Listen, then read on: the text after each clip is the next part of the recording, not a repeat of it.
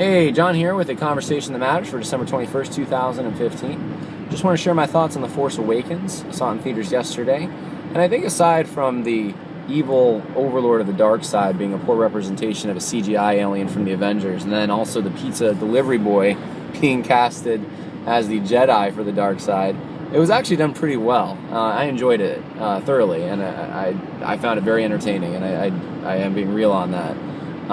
I do think it was a little more fast-moving, quick-paced, kept me in the edge of my seat the whole entire time than the original trilogy, and because of that, it lacked some of the epicness. It lacked some of the maybe the teaching moments that Yoda would have, or Obi-Wan, where we're learning about kind of the philosophical underpinnings of the dark side and the light side and the moral of Star Wars. So it kind of lacked that, but it was still a fun film. And spoiler alert, but for me, any drive I have to see the other films is kind of gone because they killed off the main character that I always liked in all the Star Wars films, and that was Han Solo. So I just don't see there's a way he could have survived the destruction of the planet he was on, but such is life. I'll have to deal with it. So those are kind of just my, personal feelings on the movie. Now, I want to get into more philosophical things, worldview type things, and that's why this is a conversation that does matter. I want to talk about the Force a little bit. The name of the movie is The Force Awakens, and something that was pointed out to me by my fiance, who is very smart and recognizes things that I don't always see and that I do agree with, is that in this particular film, the idea of the Force was different than in other films. Now, let me just quickly say what I believe the Force is in the other films. And in some ways it is this way in this film as well. But the Force is a New Age, pantheistic idea coming from Eastern New Age thought, in which the yin-yang has an evil side, a good side. They're supposed to be in perfect harmony and balance with each other. In fact, I will note, it seems like the light side is really wanting to keep the Force in balance, and the dark side wants to just destroy the light side. Almost reminds me of the Republican and Democratic parties, doesn't it? Like, the Democratic Party just seems to want to destroy anything conservative, and the Republican Party just wants to play the game and kind of keep things in balance. But not saying they got it from modern political thought, but just a side note there that I just thought of. But anyways, the Force is not basically the opposite of what a Christian worldview would teach about the grounding for good and evil. In fact, it's philosophically incoherent, inconsistent, can't be too many logical fallacies that you run into trying to make that actually work. But it is the religion that's behind Star Wars. And that, I think, should be concerning to all Christians who see this as a cultural phenomenon. Now, what was different about the Force, though, in the new one, that as opposed to the older ones? Well, the Force was still, good and evil. But the thing is, evil wasn't really as evil as it could have been. And what I mean by that is, in the older Star Wars, you had these moments where Yoda would talk about how it's anger, that leads to evil, and that was Anakin's problem. And it just seems to me that there was this sort of fleshed out idea of what actual evil really is. And in the new film, it almost seems like evil and good are just kind of like, you like red, you like blue, it's like, which side do you want to pick? In fact, there's an advertisement in the beginning of the film for some Star Wars game in which they were saying, what do you choose, the evil side or the dark side? Or so, that was the same thing. The dark side or the light side. And it was kind of up to you. You can make the choice. It's your decision. And the Force has always been this raw power. I mean, it's called the Force, forcing things. I mean, and that's essentially witchcraft. I mean, it's attractive. I want to be able to manipulate my environment using the Force. I mean, that's putting you in the position of being God, which is the lie that Eve and Adam bought, in the Garden of Eden, that they would be like God. And that's really what Star Wars, I think, taps into. That's one of the reasons I think it's popular. There's other reasons too, but that's one of them. You can have good and bad. You can have an ancient story about knights and chivalry and all this stuff that we like. We like a good and evil, redemptive type story because we're trying to find the gospel everywhere, but we don't want God in the gospel. We don't want a Christian moral framework. We don't want anything pointing to Jesus. And so we've tried to find it in these other things. And Star Wars gives us the opportunity to enjoy a world in which there's a force that can be manipulated, which is a very tempting thought for someone who wants to get away from God. So I do see, though, that in the new one, we are lacking that further fleshing out of what evil actually is. Because according to a Christian worldview, anger, and losing your self-control in that sense, and there is a sense in which there's a parallel there. I mean, that's evil.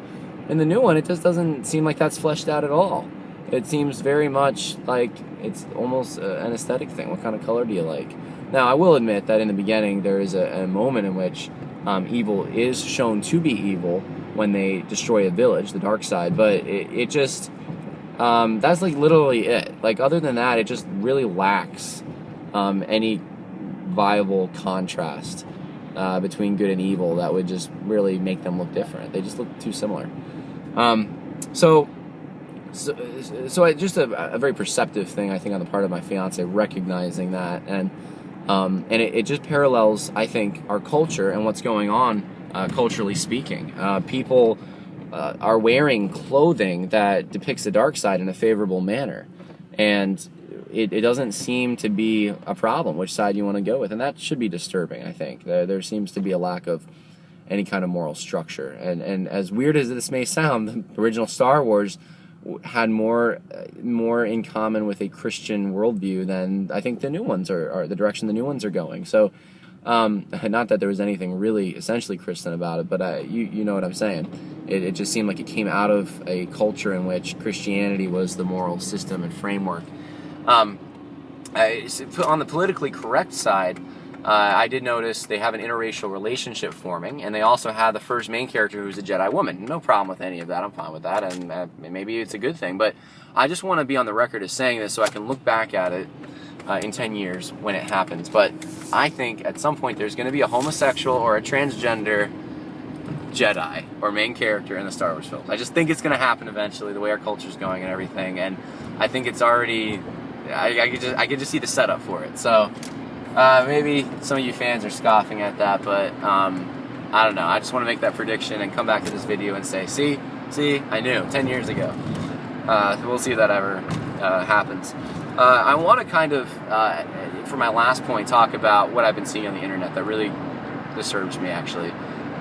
People that are young, reformed, have blogs, have internet radio shows. Some people I even respect seem to be going absolutely nuts about the Star Wars film. Like it's just the best thing. They've been waiting 20 years for it, and people in their 30s and their 40s. I mean, and they're like little kids. It reminds me of that statement. If you have the Star Wars bedspread in your room when you're 30, the Force is not with you. I just kind of want to say that to everyone. Like, look, it's fine to be excited about the film, I guess, to say, hey, my childhood, I really like this, the original films, and really been looking forward to. But there's like this level of worship out there that it's just, you don't see it about anything else. And coming from people that are kind of the gatekeepers of Christian thought, and or maybe gatekeeper is not the right word, but people that are influential in the Christian scene, making these statements that they're making and showing this level of interest in supporting this film, it just disturbs me, especially when it's the same crowd in many respects who can't stand the fact that Donald Trump would make a statement and that he does and want to bring that Confederate flag down because it's a bunch of racist. Like, do you realize that Star Wars, like the philosophical underpinnings of it, the moral of it, is idolatry? I mean, it's a false god. It's a false religious system. It is antithetical to your Lord Jesus Christ. And again, I'm not saying you cannot watch it, but what I'm saying is, like, why? Would you watch a movie in which supposedly, racism is the underpinning and, slavery maybe is really positively shown in the film, but hey, it's a good film, good CGI, good action, so I'm still going to watch it? I'm asking the question to this crowd, if you fit into that. The answer probably is no, but you get bent out of shape about a Trump comment, bent out of shape about a Confederate flag, and then almost to the level of worship, you'll be the biggest fan of a movie that is completely anti the gospel of Jesus Christ in its philosophical underpinnings. And I realize there are some of you right now screaming at your computer saying, it's a fantasy, it's a fantasy. And I realize it is a fantasy. Their Tatooine doesn't exist. Neither does any of the Federation. Oop, I just made a Star Wars Trek reference.